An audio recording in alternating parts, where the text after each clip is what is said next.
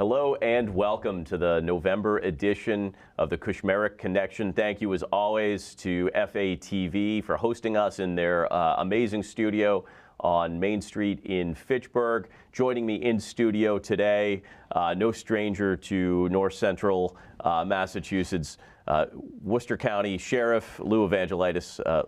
Sheriff, thank you so much for joining me. Rep, I'm so grateful you asked me to come on board. I'm excited to be here with you. Well, it's always great to work with you and your amazing team. You actually have a physical presence here too, and right in Fitchburg, and so it's been great to work with you, and now great to have you on the show. And so I'd love to just kind of dive in here, and you know, you've been sheriff for 12 years now, but no stranger to politics before that. Tell us a little bit about how you jumped into politics, and then how you made that transition from really, you know, the legislature to law enforcement.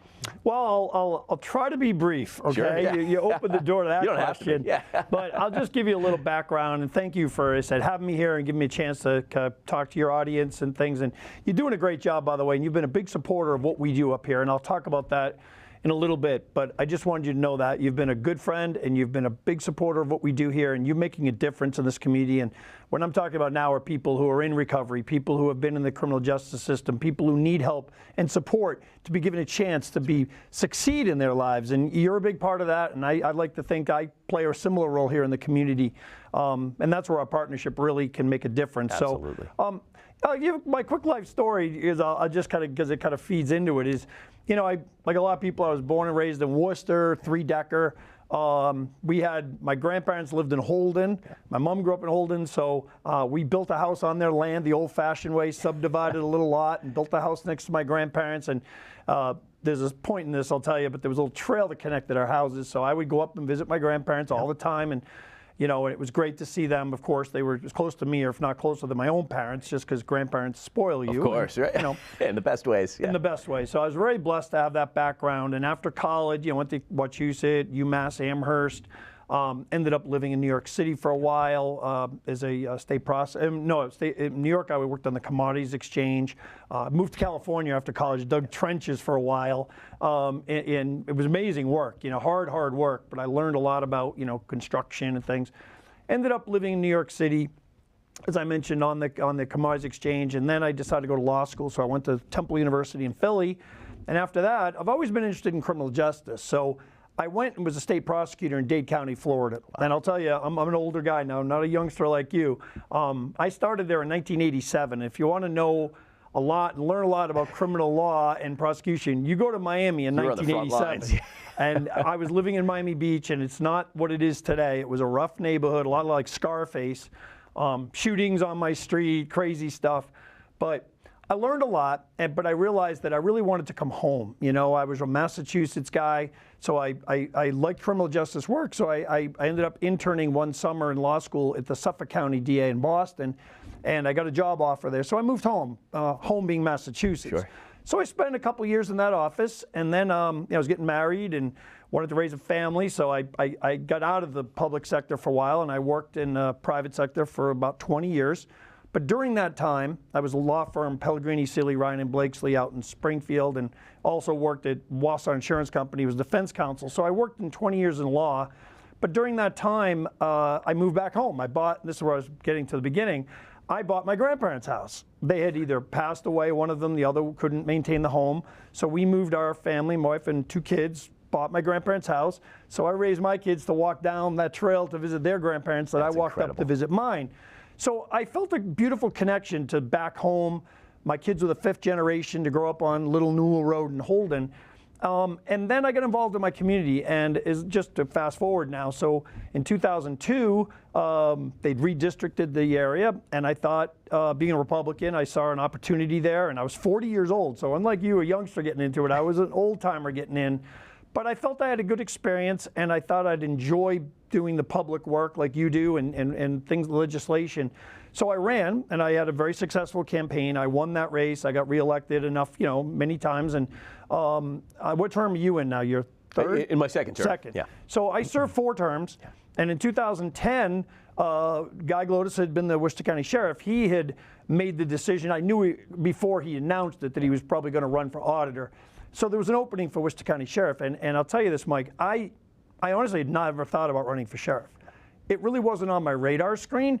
But, you know, in politics, you got to kind of see opportunities and you say, okay, this could be an opportunity. Would it be something I'd like to do? Sure. And with my criminal justice background, you know, from law school to DA's office, the state attorney in Florida, Suffolk County DA, and my work in the legislature, I was pretty involved with I was on the criminal justice committee and things like that. So I thought it might be a natural fit. So I looked at the Worcester County job, and I'm going to be blunt about this because I've been pretty open about it the whole time. There was a lot, it was pretty much known to be patronage in politics. And Mike Flynn, by the way, who's from Fitchburg, sure, one of the absolute kindest people I've ever met in the business. And I would say I loved Mike Flynn. He was a mentor to me. He was a friend. We just did things different. He was old school. Right. He did hire family and friends, probably was his undoing, but he did it out of the goodness of his heart. Right. But when I ran, it was a different era. And I was a different person, and I thought the office needed to go a different direction. So I promised the people when I ran I was going to end the culture of patronage in politics, and I think it was pretty well known for that. And I'd try to change the culture into a professional and public safety. So I made some promises, like I would never accept a campaign contribution because, believe it or not, Mike, I'm the only sheriff that's ever done that. I didn't want money from my staff because it would be perceived as favoritism. Sure. And I thought, we got to reset the bar. So we did a lot of reforms, you know, no campaign contributions, remove the name from the sheriff's, my name or would be, or the sheriff's name from the vehicles and make it just the Worcester County Sheriff's Office, which it is. You know, we changed the hiring standards, we changed the promotional standards. I promised we'd bring in a new culture. So long-winded way to say, that was how I ended up deciding to run for Worcester County Sheriff. It was the best decision I ever made in my professional life. It's been an extraordinary journey, as you mentioned, 12, now into my 13th year. I've been blessed to get to do so much great work at the jail and in the community, but more importantly, for me personally, I've gotten to know so many unbelievable people that do God's work in this community. For example, up here in Fitchburg, you know, we have our coat drive, we have multiple stops we make in North County. The people that do work here every day on the ground, you know them. They're unsung heroes. Absolutely. And that's the joy of being in public service like us. We get to meet all these people and work with them. It's absolutely the best part of the job, right? And as elected officials, we often get to stand behind the podium. Right. We get the limelight, but it really is. For every time we're behind a podium, it's because of 50 people in the community just doing the work day in and day out to make the community a better place. And your staff just do such an amazing job ensuring that people have access to opportunity right here in North Worcester County. And you and I were talking about it right before the start of the show about the tremendous collaboration between your office and really the ecosystem here of, you know, the presiding justice, Judge Lecanto, and Carol Vittorioso, the clerk magistrate at the Fitchburg Courthouse, but also Chief Martineau and DA Early, and really just seeing the work that you all do in this ecosystem around really ensuring that, you know, people have made a mistake. They've started heading down a bad path. And how do we make sure that we give them a second shot, give them a chance to turn their lives around, and not just their lives around, but their families' lives, because often they have children or they have parents that rely on them. And we as a society need them. We need them back in the workforce. We need them functioning, and we need them to have that second shot so that they can turn their families' fortunes around. And I think you've done just such an incredible job collaborating. And you mentioned it before, you're Republican, and you're operating, you know, with across a bipartisan and nonpartisan ecosystem. And I think North Central does it better than anybody in terms of just this bipartisan or nonpartisan collaboration of, Republicans and Democrats can get along. Might not be able to in Washington. Maybe a challenge at times at Beacon Hill, but I think we're demonstrating right here there's no difficulty whatsoever in North Worcester County doing exactly that. But I want to thank you for your leadership, really, in just bringing people together, ensuring that this collaboration happens, because at the end of the day, the impact that it has on our communities and on the individual lives, particularly those ravaged by substance use, right, and mental health. And often they enter the criminal justice system because the mental health system or the substance use and recovery system has failed them. or they haven't been able to get access to it because there's not enough clinicians for mental health, there's not enough recovery centers, there's not enough beds, or insurance doesn't cover, you name it, right? And unfortunately and often we see that it's they enter and they often get access to treatment and consistent treatment for the first time in their life. And again, the system's not supposed to work this way, but it does, and it's the reality. And I think your office has not only accepted that, but it showed that you can meet the moment of really making sure that if unfortunately their paths cross with the criminal justice system, that they will have absolute access and the best access to mental health and substance use treatment. And then really putting them on the path to success. Tell us a little bit about the work you do here out of your Fitchburg office, but then more broadly about how you approach really criminal some of the diversion programs that you've executed on. Yeah, well, there's so many directions we could go in this conversation. So I guess I'll just start with the idea that, if you walk into my office, you'll see on the wall, we highlighted my pastor's benediction when he first swore me in. He was a personal friend of mine. But he said the essence of it was, this is not a place only where debts to society be paid, where people are given an opportunity to turn their lives around, and may it truly be a house of correction. And I've tried to take that model, that mindset, and just focus on it every day, every person you hire, everything we do. Sure, we're not soft on crime. I've been a prosecutor, and I understand there are people that need to be taken off the streets, and they do damage, and some need to be put away for a long time, and I support that. But I also know that I tell everybody who gets hired to ask them why they want to work here. The one thing I always like to talk to people about is, we're not judges. We don't have robes. They've been judged. Right. The job we have is what they call at the jail, care, custody, and control. We are there to make sure that the people in our care, custody, and control are safe, that they are paying their debts to society, but they're in our custody now. But I also want to make sure they're given an opportunity. And I'll tell you this, Mike, not everybody is ready. I've had people in my jail 10 times. They're not ready. Yeah. They don't want to listen. They're gangbangers, whatever they want to do. I don't need you. I'm too tough. Maybe they're afraid to get open. You can't reach them. And there's nothing we can do about that.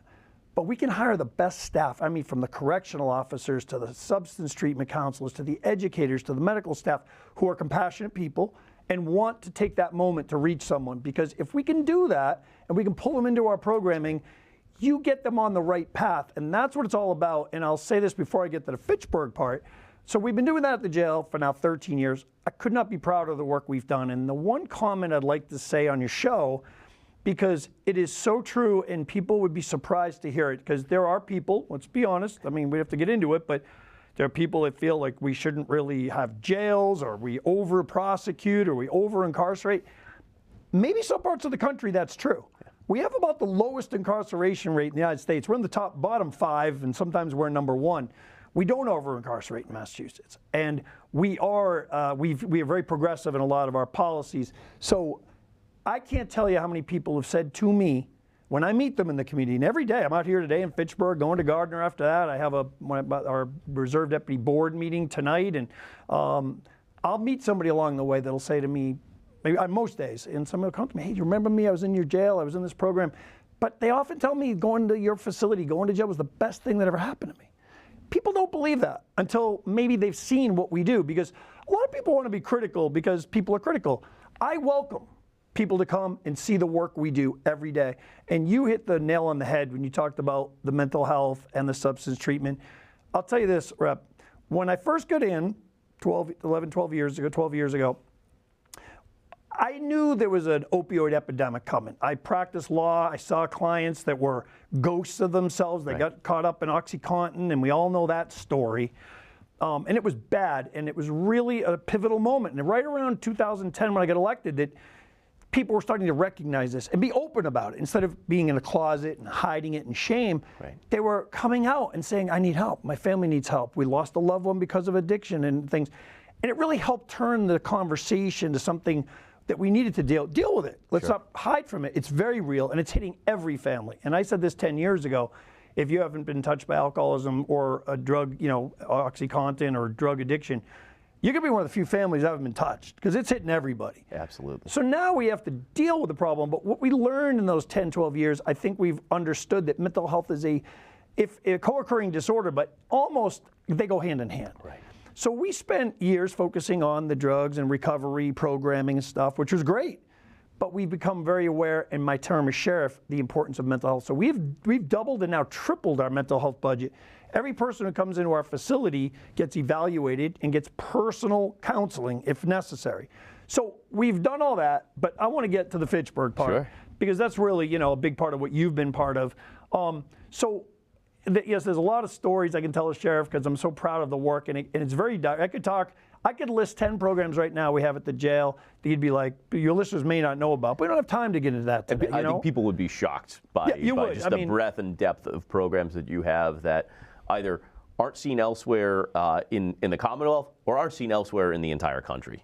So really, you should be commended for the work that you've done there. Yeah, I'm proud. I mean, I just throw out a couple. We have an organic farm that we grow organic vegetables at the jail, 40,000 pounds, and today we're delivering 500 pounds of organic food all over the county, trying to get to senior centers, to veteran shelters, to homeless shelters, giving people fresh organic produce.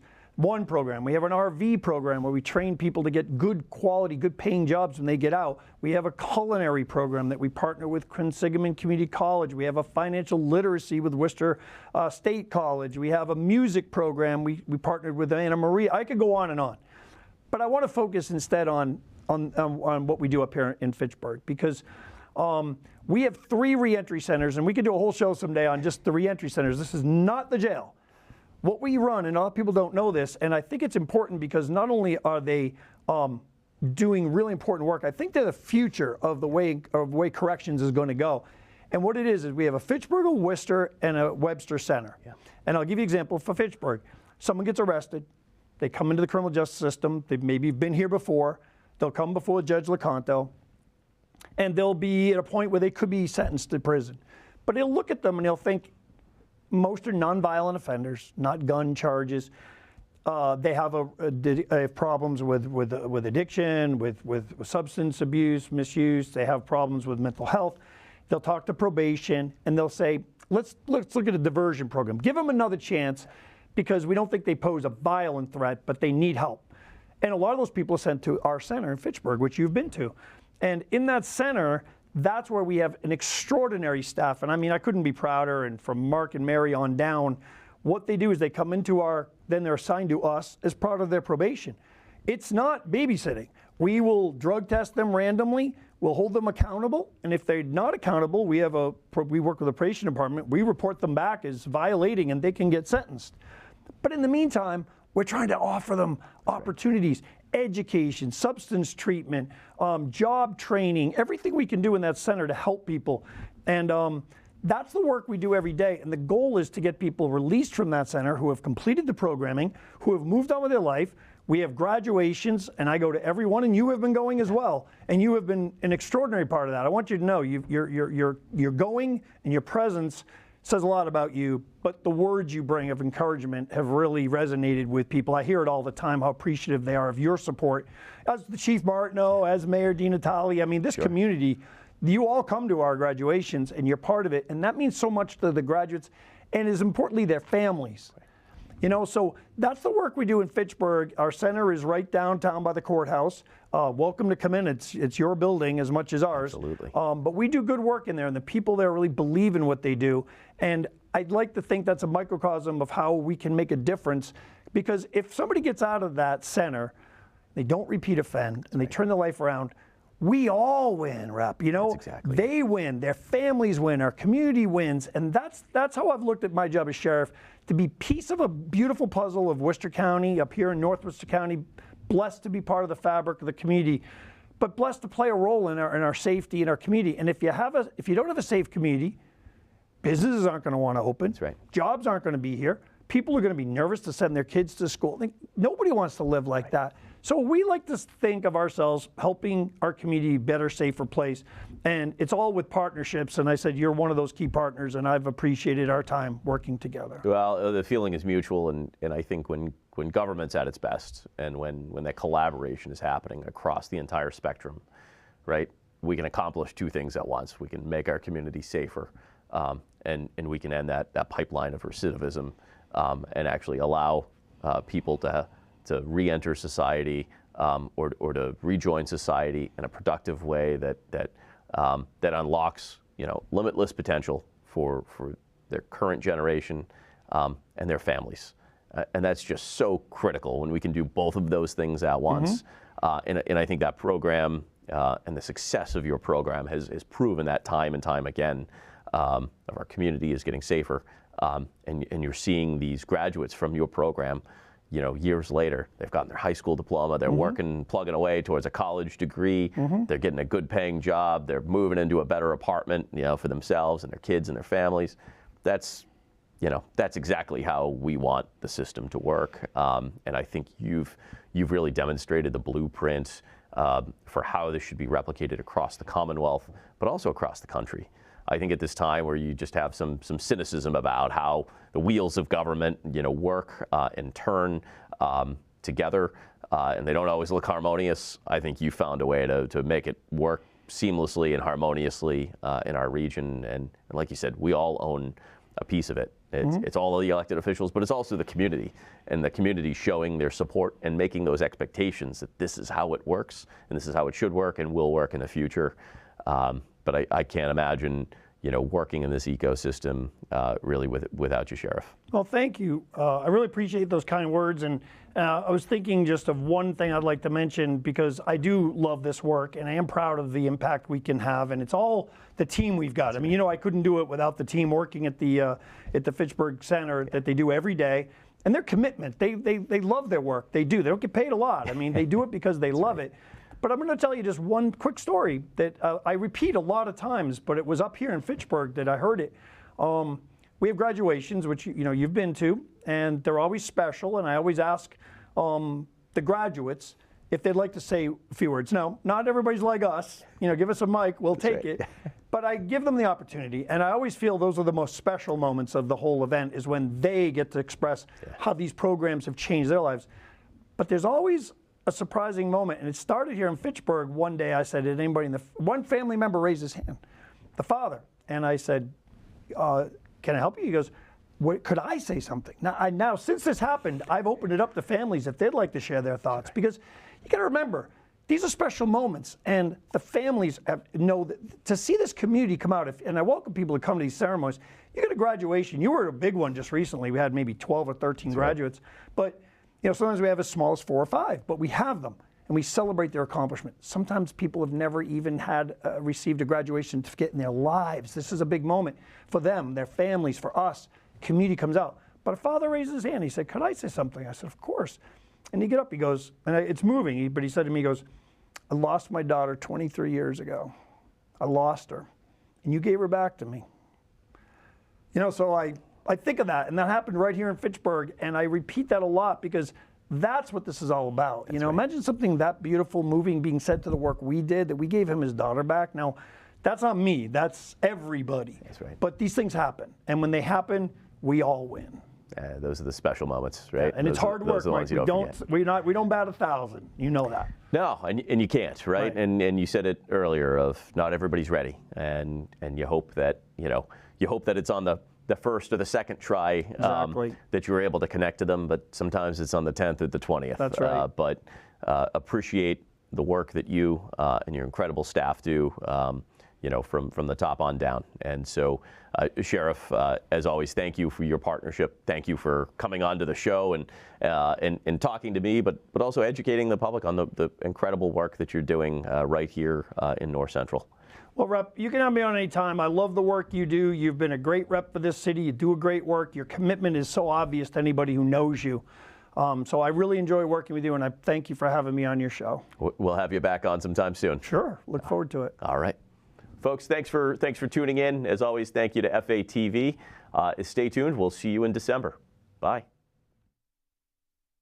I remember when Fitchburg was the smallest town in the area, but by 1835, it had grown to be the largest town. By 1840 and 50,